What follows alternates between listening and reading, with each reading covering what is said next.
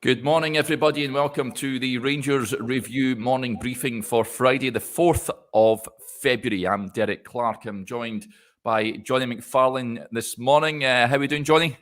Yeah, very good, mate. Just as we speak, getting the Scott Arfield quotes out onto the website. So if I seem a little bit distracted, I am. We love that. Multitasking. Fantastic. That's the sort of dedication you get with the guys at the Rangers Review. Folks, if you're watching us on YouTube, you know the drill. If you've not hit that subscribe button already, if you do so, it means that you'll never miss a video when we go live. And also, you've only got a few hours left to take advantage of our fantastic offer on the Rangers Review site, rangersreview.co.uk/subscribe. Only £1 for 6 months worth of content, and you also get entered into a prize draw for a signed Rangers first team jersey. You can't say better than that. It's an absolute last chance today, folks. £1 for 6 months. You cannot beat that. And as Derek says, opportunity to win that shirt. Absolutely. Cracking prize. So I very much urge you to subscribe if you haven't already done so. Let's talk about the news, Jonny, because we're a wee bit later, this morning, because Scott Arfield has spoken to the media, including myself, ahead of Sunday's game against Hearts. Obviously, he was quizzed on Wednesday night and what went wrong. They say they just never... It was just a bad night at the office, pretty much. He says his chance when Aribo plays him through, it could change the game if he slightly under-hits the pass as opposed to over-hitting it. He says they were better second half, but it's just one of those days. He can't put his finger on why the form has dipped since returning from the winter break, and it's all about getting results now. Performances come second. I can't really disagree with any of that, really. No, I mean, Scott Arfield is one of the most eloquent and confident speakers, I think, in the Rangers squad. So it was no surprise to see him put up after what was, and there's no sugarcoating it, as Arfield said himself, a very, very, very disappointing night for a number of reasons. To me, the one good thing was that he immediately pinpointed what had caused Rangers all the problems. He said, I think their rotation caused us problems. It was a number of things.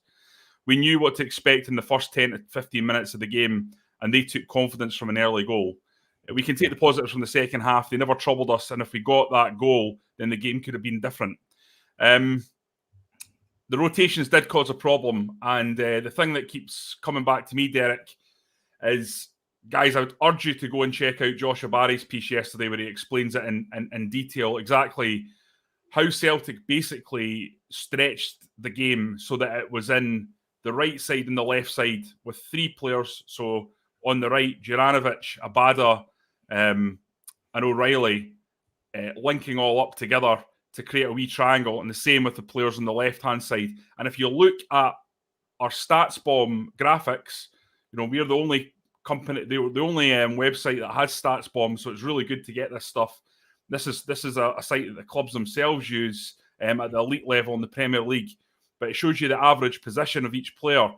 And Celtic are completely stretched. Their players, on average, were out, even their central midfielder players, wide for most of the game. And it was Callum McGregor sitting right in the middle, but the other ones, it's completely stretched.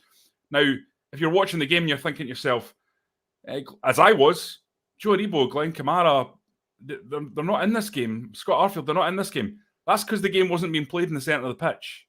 It was being playing wide.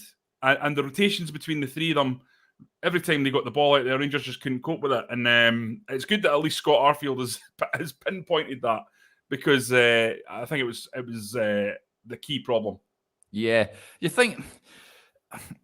Just think that they were obviously bamboozled by how Celtic approached the game, which suggests. I'm not sure about that, Derek. I mean, I think they knew. He said they knew they would come at them in the first 10, 15 minutes. Yeah. But it's clear. Listen, you're going to have to ask Gio about this when you speak to him later on. It's as simple as that. I mean, what was the strategy? That's what we need to find out. Was the strategy to have two sitting midfielders? Because it didn't feel apparent. But as I say, perhaps that's because the game was played in a different area than Giovanni Van Bronckhorst thought. Perhaps it's that, rather than something to do with the setup. Perhaps they thought it would be more centralised and it would be more about controlling the middle of the pitch. Yeah, Sorry, I'll let you finish your question now after jumping in like that. No worries. Yeah, he was asked if they can't afford to drop any points until the next Celtic game at Ibrox. Scott Arfield says that's always a challenge when you play for Rangers anyway. I don't think that changes. Obviously, with the deficit we had, and now we've not got that, we need to get back to winning games.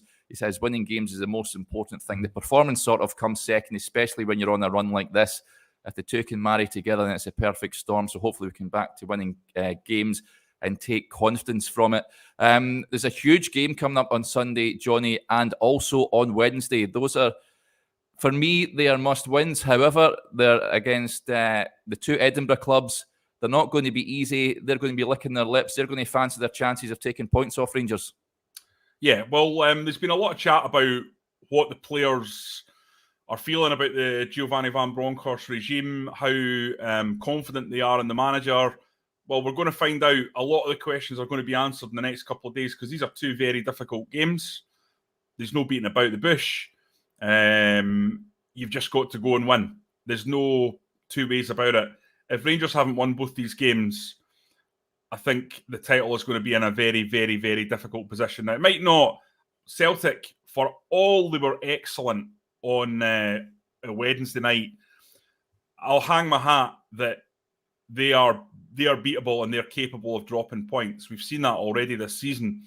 If you can stifle them, if you can really, really, really find a way to stop those rotations, then they struggle. I mean, Dundee United did a brilliant job of it, although, to be fair, Siegrist had a wonderful game. Yeah. And it was only a moment of madness at the end that allowed Adaba to get in there and put the ball in the net to give them the kind of impetus that they went into the Old Firm game with. So, yeah, I don't think it's going to be a situation where Celtic they're so good that they're not going to drop any points between now and the end of the season. I don't believe that. So if Rangers can get themselves back into the kind of form they showed last year, and they should be able to do that, although it is a big ask, then it can make a huge difference. There's just one of the comments there, Derek, I just want to touch on. I think it's important. Rangers on Tour has just said, sorry, I've got the wrong one. This one, I'm not going to repeat. It speaks for itself. And listen, I'm rabbiting on about tactics, but I just want to make clear, I totally agree with the sentiment that it really wasn't about tactics in a lot of ways, because Rangers just weren't at it. They, and I say that they collapsed. I just think they were a yard off the pace against an opponent who was absolutely 110% focused, and they just looked like that. Combine that with the atmosphere, the magnitude of the game, and the sheer intensity that Celtic put onto them. I just think they were a bit off it. And when you're a bit off it in a game like that against players of that quality, it's going to take. And that, to me, what happened. I don't think it's a matter of players who've already gone there and won can't cope with that anymore. Do you know what I mean? It's like they've already proven they can go there and win. They've already proven they can comfortably beat Celtic in previous games. I know it's a different team they're playing in terms of Postecoglou's completely changed the starting 11. But I don't think it's a sort of mentality thing, really. I mean, they've not lost an Old Firm game since 2019, whatever date in 2019 it was. I think it was September, or it was the League Cup final. But I don't think that's in question. I think it's more about this is a new team they're playing with a very different style of play, and they had to get used to that, and they didn't get used to it quickly enough. But the second half, Rangers were looking a lot more comfortable, and actually they should have. They dominated the second half, and they should have scored. But Celtic by that point had definitely, I think, gone into game management mode, and also it's physically impossible for any team to keep up the level of intensity that Celtic showed in the first half. And I think that's going to be important in Old Firm games going forwards. That is the way Ange Postecoglou plays, Derek. He does not change. So that is a huge advantage that Rangers are going to have every time. And he will admit that, he admits this himself. I'm not having a pop at Ange Postecoglou. He does not change his methodology. He does not change his philosophy. It is the same every time because he believes that's the right way. to play football. But that should give an advantage, because if you know what your opponent's going to do, you should eventually be able to find a way to stop it. Yeah. I tend to agree with you with regards to the way Celtic shaped up. I think that was more of an issue than the atmosphere and what have you. I think I would have more reservations with how Rangers set up. I'm not too sure it's the right way. We've discussed this at length, of course, yesterday. Yeah. And we'll ask Giovanni van Bronckhorst when he speaks to the media later with how the team is set up. I think he's just asking players to do something that it's going to take a bit of time for them to get deprogrammed from what they're used to into how Giovanni van Bronckhorst wants to play. So it's going to be interesting to hear what he says with regards to that. I just wanted to touch on another thing that Scott Arfield said, and Johnny, he was asked about his contract situation. He says talks have begun. His agent is talking to the club at the minute. He says that he wants to be a part of the club for a number of years, and hopefully they can come to an agreement quite quickly. He says that he's happy here, and he's grateful to be at the football club, so he hopes it's sorted as soon as possible. I think that's good news. I think Giovanni van Bronckhorst has also went on record saying he wants to keep him at the club next season. It makes sense for me. I think he's been one of the most improved players under Giovanni van Bronckhorst since he arrived at the club. And from at the beginning of the season, when it was thought he would just be a bit part player, maybe making substitute appearances here and there, he really has fought his way back into the first team setup, and it's become invaluable, really. Yeah, listen, absolutely.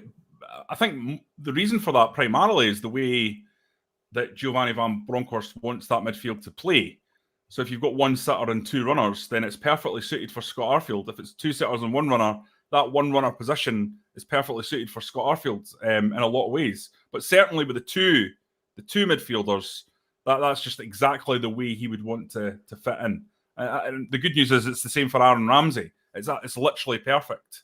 And in a lot of ways, Gerrard's system, although Arfield did well, it was a bit of a straitjacket on Scott Arfield. It was the same for Joe Aribo, because they had to do so much defensive work as part of the system. I like the lad. I think he's a good player. He's been a really good purchase for Rangers. Beyond the end of the season, is he the kind of player that you would want around in the dressing room? Well, absolutely. There's no doubt about that. Will he be able to contribute in the long term after that? I suppose Rangers are going to have to basically manage that from season to season. And they're doing the right thing in terms of not firing in and giving players of that age a new deal. I think you just have to wait until towards the end of the year and ask them, how you feeling? Do you think you can still contribute? And you make a judgment call. And I think that's what's going to happen with Scott Arfield. But it's welcome news that at the very least things are moving forward, and based around the fact that it is now February and Scott Arfield is still looking like a good fit for Rangers. I don't think it's beyond the ken of man that he would stay for another season at least. Yep. A lot of comments coming in, Johnny, with regards to Ryan Jack and how people are pleased to see him back in the team, and how he's has to be an absolute certainty to start the game on Sunday. And going forward, I'd imagine. I think we've seen his qualities in the second half on Wednesday night. It's great to see him back, and just fingers crossed that he remains injury-free, because he is absolutely vital to Rangers, isn't he? 100%. 100%. Ryan Jack is arguably the most suited midfielder that Rangers have to the Scottish Premiership. Yeah. Because not only is he a terrific and disciplined midfielder who can go and win tackles, but he's got that drive to move the ball forward. He rarely gives the ball away. In fact, he's kind of like Glen Kamara to an extent that he's kind of press resistant. He's so comfortable at moving the ball that he's very, very good in tight situations. He's a powerhouse. He's got a shot in him. He can get forward. Just people that are around, especially guys who have got all the experience, who knows what it's all about at Rangers. So he's going to be like a new player. It's an old cliche, but it's absolutely true. And the quicker that Rangers can get him back up to speed and hopefully injury-free, there's no doubt in my mind that he immediately becomes one of the key midfield players. Now, again, Van Bronckhorst's system a 1-2 or a 2-1. Probably more likely that Jack fits into the 2-1. But I can see him fitting into the 1-2, sitting deep and allowing Glen Kamara to take up that role that he does at Finland, which is more of a number 8 box-to-box. But what it does do, Derek, is it gives Rangers so many options. But there's no doubt in my mind, if you're playing Celtic again tomorrow, the two at the base of the midfield is Jack and Kamara, or Jack and Davis, depending on if Kamara plays like he did against Celtic in games in the games ahead. But I don't believe that Glen Kamara would. He's too good, and he's proven time and time again that he's more than good enough to take on the best. So I think that was just an off night. And who knows, it may be. I thought that was a slightly strange substitution. I don't know about you with Glen Kamara. I thought maybe he'd taken an injury or something like that, because I didn't think he was the worst. It could have been anyone. The midfielders. Yeah, it could have been absolutely anyone that was taken off at halftime on Wednesday. I would have no qualms. After Borna Barisic. Yeah. If he stayed on the park for the second half, then the Rangers were in serious trouble. But yeah, there's a question coming in here, Johnny. Tally McLaren, what's happening with Davis, guys? He was on the bench on Wednesday night, so he's back involved with the matchday squad, and imagine we'll be seeing him on the pitch shortly as well. But I mean, it's competition for places in that area. I know Glen Kamara, I know some comments have come in saying he hasn't been at his best, certainly since the return of the winter break. Some people saying as well, Johnny, that his head maybe slightly gone. I mean, and there were reports linking him with a move down south. What's your feelings on Kamara? I mean, I've been consistent on this. I think Glen Kamara's an outstanding player, an outstanding talent.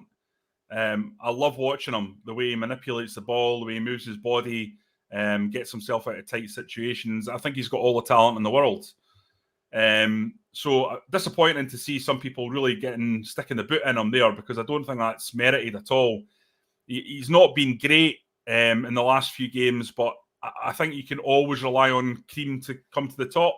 And Glen Kamara, there's just no doubt in that he's a very, very high quality player. Rangers, I think, are lucky to have, and I'm sure he'll be a key player in the months and years ahead. There's no doubt in my mind about that. Is he complete? Is he perfect? No, but I recall back to Malmo and Glen Kamara not being there, and the difference that made in the Rangers midfield. You've got to remember, Glen Kamara is at his best in Europe.